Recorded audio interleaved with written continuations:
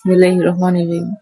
ফেসবুকে অনেকগুলো পোস্ট দেখা যায়, মাঝে মাঝে দেখি যে ছেলেরা টাকা হলে সংসার ধরে আর মেয়েরা টাকা হলে সংসার ছাড়ে।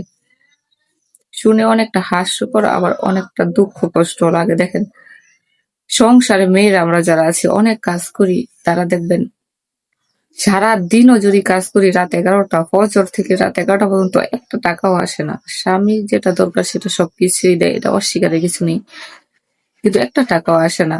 আর যদি আমরা ইনকাম করি, দেখবেন একটা মানুষ দিয়েও কাজ করানো যায়, এগুলো কাজ করানো যায়, আবার ইনকাম থেকে আমাদের অনেক টাকা থাকে। মানে এই দিক বিবেচনা করলে দেখা যায় আমরা সংসারে ইনকাম করলে মেয়েরা টাকা হলে একটু আরাম করে বা অন্য দিক থেকে ইনকাম করে এই কাজটা অন্য মানুষের হাতে তুলে দেয়। এটা খারাপের কি, যার যেরকম সুবিধা পৃথিবীতে সেরকম চললো, মানুষ দোষ ধরে বেশি।